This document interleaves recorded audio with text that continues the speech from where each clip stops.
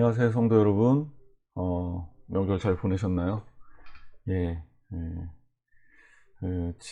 이번 주, 속회원가, 이제 새로운, 이제 교회론 큰 타이틀이 끝나고, 이제 사람을 넘어서 하나님께로라는 제목으로, 주일 설교를 했었는데요. 이제 삼손 이야기를 할 겁니다. 삼손은 이스라엘의 가장 유명한 사사라고 해도 과언이 아니죠. 뭐 위대하다고 얘기하기는 좀 하자가 있죠. 하지만 그의 삶을 통해서 볼 때 우리가 하나님이 어떻게 일하시고 어떻게 역사하시는지를 좀 살펴볼 수 있는 그런 위대한 또 유명한 사사라고 볼 수 있습니다. 이게 이제 이야기의 소재거리로 진짜 좋잖아요. 왜냐하면 요즘 영화 어벤져스 같은 뭐 그런 마블이나 뭐 이런 데서 나온 그 영웅들의 이야기하고 아주 흡사한 데가 많습니다. 그래서 굳이 따지자면 뭐 그리스 신화에서는 헤라클레스, 성경에서는 삼손, 뭐 어벤져스 시리즈 중에서는 뭐 흰 캐릭터 하면 헐크인가요? 뭐 어쨌든 삼손은 물론 성경에 나오는 실제적 인물이지만 그럼에도 불구하고 신화 같은 이야기를 써내려간 이스라엘 민족의 영웅이라고 할 수 있습니다. 근데 그의 삶을 좀 전반적으로 살펴보면 조금 우리가 기대했던 부분 그런 것보다는 약간은 모자르고 부족한 부분이 더 많이 보이는 사람이기도 합니다. 굉장히 인간적인 욕구와 욕정에 휘둘렸던 사람이고, 그래서 그런지 그의 삶이 안정적이지 못했어요. 우리가 삼손에 대해서 조금 오해하고 있는 거는 그가 머리를 잘려서 힘을 잃었고 결국은 수모를 당하다가 마지막에 이제 힘을 회복하면서 블레셋 잔치하는 블레셋 사람들을 물리쳤다. 이제 이런 스토리가 알려져 있지만 사실 그가 그 머리를 잘리기까지의 과정을 보면 훌륭하게 하나님의 일을 하다가 한 번의 실수로 무너진 삶이 아니라 지속적인 그 경향성을 갖고 있다는 거예요. 어떤 경향성이냐면 인간으로서 실패할 수밖에 없는 경향성을 갖고 있다는 거죠. 우리가 이제 거기에 좀 집중해서 우리가 좀 삼손의 부족한 부분을 살펴보고 적어도 우리는 그런 동일한 실수를 하지 않고 하나님께 조금 더 가까이 가기 위한 삶을 살아야겠다라는 의미에서 오늘 속회원과를 좀 진행해 보고자 합니다. 먼저 제가 이제 오늘 본문을 사사기 14장 1절에서 4절로 본문을 정했는데 삼손의 결혼 이야기입니다. 삼손이 어떤 사람이었는지를 그대로 좀 보여주고 있는 부분이기도 하죠. 자, 말씀을 좀 보면 14장 4절에 보면 그때 블레셋 사람이 이스라엘을 다스린 까닭에 삼손이 틈을 타서 블레셋 사람을 치려 함이었으나 그의 부모는 이 일이 여호와께로부터 나온 것인 줄을 알지 못하였더라 라고 말하고 있습니다. 삼손이 틈을 타서 블레셋 사람을 치려 함이었으나 이제 성경에 이렇게 돼 있으니까 많은 크리스찬들이 오해를 하는 게 지금 뭐 겉보기엔 그렇죠. 삼손이 블레셋 사람을 치려고 그래서 결혼을 하려고 그러는구나. 그렇게 알고 있지만 사실 히브리 원문에 보면 주어가 삼손이 아니라 주어가 하나님이에요. 이것을 다시 한번 좀 다른 성경을 통해서 쉽게 좀 풀어보면 메시지 성경에 보면 이렇게 언급이 되어 있거든요. 이 일 배후에 하나님이 계신 것과 그분이 이게 이제 어원성으로 맞는 거죠. 3인칭 단수니까. 그러니까 하나님 그분이 블레셋 사람을 치실 계기로 삼고자 하시는 것. 그리고 성경에서 가장 언어에 가깝게 번역됐다고 말하는 세번역 성경에 보면 아예 여기는 주님께서 블레셋 사람을 치실 계기를 삼으려고 이렇게 번역이 되어 있습니다. 자, 그러면 우리가 확인할 수 있는 이 내용은 뭐냐면 삼손이 결혼을 하려고 했어요. 성경을 읽다 보면 삼손이 블레셋 여인이 마음에 들어서 결혼을 하려고 한 게 아니라 블레셋 사람을 치려고 일종의 위장 결혼 같은 거를 한 거구나, 이렇게 생각할 수가 있는데 그게 아니라 성경을 정확하게 보면 삼손이 블레셋 여자를 보고 블레셋 여인을 마음에 들어 했어요. 그거는 이제 사사기 14장을 전반적으로 읽어보면 나옵니다. 그래서 사사기 14장 1절에 보면 그 부분이 정확하게 나오거든요. 그러니까 마음에 든다, 눈에 들었다, 이런 표현이 나오고 있어요. 그러니까 블레셋 사람들, 블레셋 여인을 마음에 들어 한 거죠, 삼손이. 그리고 삼손은 블레셋 여인이 마음에 들었으니까 이것을 결혼을 위해서 부모를 설득을 합니다. 그래서 부모가 반대를 해요. 아니, 이방 여인하고 왜 결혼하려고 그러냐? 그랬을 때 블레셋 여인을 택하여 결혼하려고 그랬던 이 삼손의 계획을 통하여 하나님이 블레셋 사람을 치실 계기로 삼았다라는 거예요. 그래서 우리가 이제 이 본문을 잘 살펴보면 삼손이 왜 실패했는지를 알 수가 있는 거죠. 이 본문뿐만이 아닙니다. 삼손의 인간적인 나약함은 성경에 곳곳에서 드러나고 있는데 우리가 먼저 체크해 봐야 될 게 삼손이 어떤 사람이었냐라는 거예요. 일단 삼손은 나실인이에요. 나실인이라는 것은 하나님과 약속해서 내가 하나님과 약속을 하고 이렇게 구별된 사람이 되겠습니다 라는 그런 의미예요. 그래서 하나님과 약속을 해서 이런 증표를 가지고 평생 살아요. 그러니까 부모가 자녀를 두고 나실인 선언을 하는 경우가 있고, 삼손은 이제 그런 경우죠. 그리고 중간에 살다가 내 스스로가 내가 나실인이 되겠다라고 결심하고 나실인이 되는 경우가 있어요. 근데 나실인은 조건이 있습니다. 민수기 6장에 나오는데요. 포도나무에서 나는 소산물을 먹을 수가 없어요. 두 번째는 시체를 가까이 할 수가 없어요. 세 번째는 머리에 삭도를 댈 수가 없어요. 자, 이런 관점에서 삼손을 좀 보면 지금 삼손의 실수들이 이게 차례로 다 나오거든요.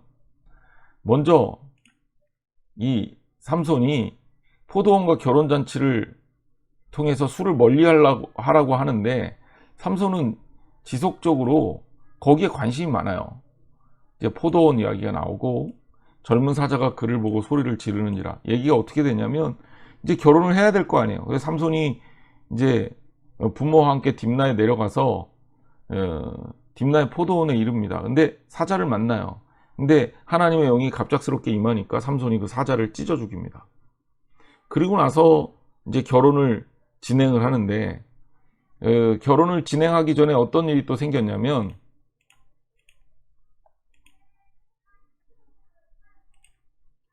삼손이 그 여자를 맞이하려고 다시 가다가 돌이켜 사자의 주검을 봅니다.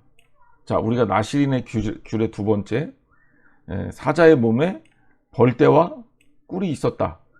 그래서 이 벌떼와 꿀을 땁니다. 벌떼와 꿀을 따려면 어떻게 해야 돼? 사제의 사체와 가깝게 할 수밖에 없죠.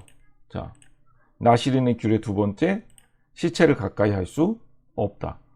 결국 삼손이 또 무엇을 어긴 거냐면 사자의 시체를 나아갑니다. 그리고 여기에 재미있는 힌트가 있는데 성경에 이 얘기를 부모한테 안 합니다. 그러니까 부모한테 얘기하면 정결 예식을 해야 되거든요. 정결 예식이 8일 동안 계속됩니다. 그러면 결혼을 빨리 해야 되는데 결혼식을 못 하는 거예요. 그러니까 삼손이 부모한테 이야기를 안 하면서 자기가 시체를 가까이 했다. 그리고 이 벌꿀을 시체에서 따온 거다라는 얘기를 하지 않는 겁니다. 자, 여러분 생각이 어떻습니까? 삼손이 지금 어떤 기준에 따라 살고 있죠? 그렇죠. 지극히 인간적인 기준에 따라 살고 있어요. 사람들 속이면 사람들은 모르겠지. 하나님과의 관계를 중요하게 생각하지 않고 있다는 거예요. 자, 그것뿐만이 아니죠. 세 번째 보면 블레셋 여인이 간청하니까 수수께끼 해답을 알려줍니다. 이 결혼식 이야기인데 삼손의 아내가 계속 삼손에게 수수께끼를 말해달라고 합니다. 그러니까 물론 7일 동안 잔치하는 동안 내내 그랬으니까 이 삼손이 이제 아내에게 알려주고 결국 그 여자는 백성들한테 알려주고 삼손은 수수께끼를 낸 의도를 실패하게 되는 거죠. 자, 삼손이 과연 위장 결혼이었으면 이 아내이 이렇게 졸른다고 해서 아내 이야기를 다 들었을까요? 이 삼손이 가지고 있는 이 나약함 그리고 인간적인 실수 그렇습니다. 사람 실수할 수 있어요. 예, 저도 뭐 실수가 없는 사람이 아닙니다. 열심히 준비해서 강의도 하고 또 설교도 하고 하지만 때로는 잘못 준비할 수도 있고 또 기억이 잘못될 수도 있고 또 말이 헛나올 수도 있고 이래서 실수할 수도 있어요. 사람과의 관계에 있어서도 마찬가지예요. 늘 완벽한 삶을 살면 좋겠지만 그러지 못할 때가 참 많아요. 여러분은 어떻습니까? 우리가 그러면 실수한 게 잘못이다. 저는 그렇게 생각하지 않아요. 근데 삼손의 문제를 좀 살펴봅시다. 삼손이 도대체 그럼 뭘 잘못한 거냐? 삼손의 잘못을 좀 살펴보면 삼손의 가장 커다란 문제는 그의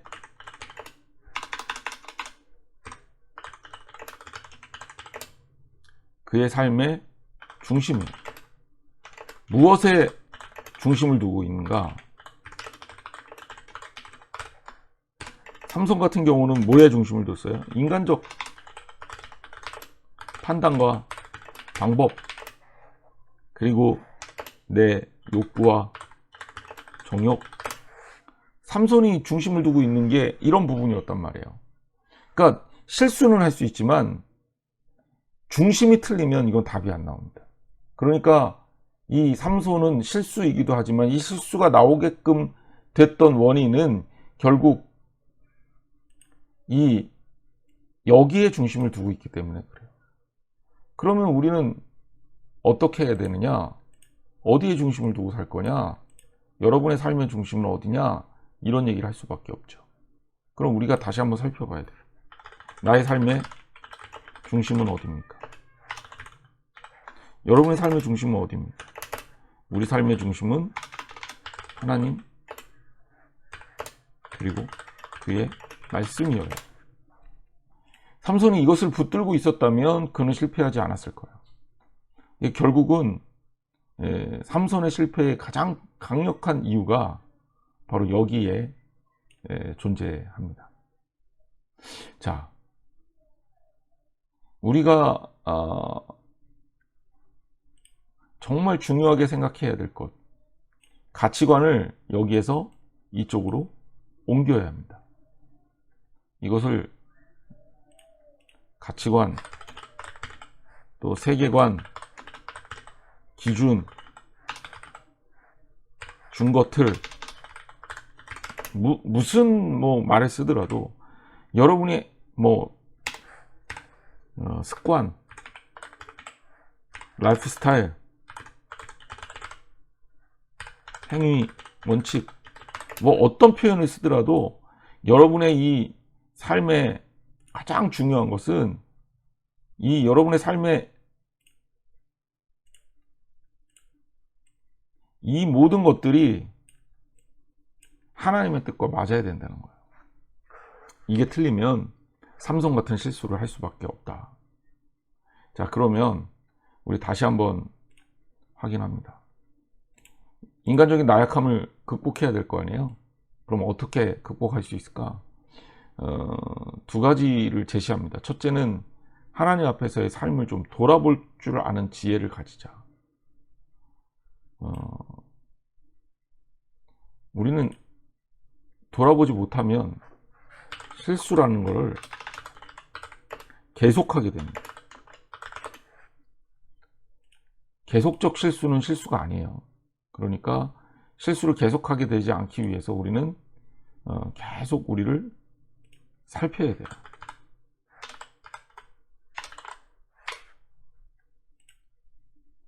그리고 우리는 또 뭘 해야 되냐면, 이게 혼자 하기가 힘드니까 성경에서 우리한테 뭐라 그러냐면 훈련받아라 이거예요. 그리고 공동체 안에서 훈련받아라. 이게 성경이 우리에게 주는 원리입니다. 교회의 필요성, 그대로 교회의 필요성이 나오죠. 목적, 신앙 공동체,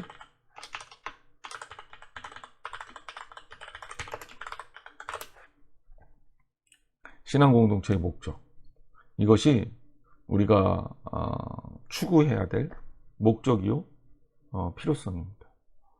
그래서 여러분, 분명히 여러분의 삶 가운데 내가 어디를 향하고 있는지, 무엇을 하고 있는지 내가 스스로 살펴보고, 그리고 또 우리 공동체 안에서 관계를 통해 계속 이 관계를 살펴봐야 돼요. 그래서 회복하고, 그리고 그것들이 주 안에서 건강하게 삶의 사이클로 자리 잡을 수 있도록 노력해야 합니다. 명절이 끝나고 여러분 삶에 아마 리듬이 많이 깨지셨을 거예요. 다시 한번 거룩한 삶을 하나님 앞에서 회복하고, 또 우리 코로나로 인해서 많이 지쳤지만 이제 끝이 좀 보이지 않습니까? 이제 앞으로는 우리가 함께 모여야 될 거고 일상으로 돌아가야 되죠. 그리고 일상적 삶이 회복됐을 때 신앙을 잃어버린다면 하나님께서 많이 슬퍼하실 것 같아요. 우리 주변 분들, 또 사랑하는 성도들 서로 독려해서 주 안에서 건강한 신앙의 일상 또한 회복할 수 있는 저와 여러분들 되시기를 주님의 이름으로 축복합니다. 다음 주에 또 이어서 하겠습니다. 오늘도 주 안에서 승리하세요.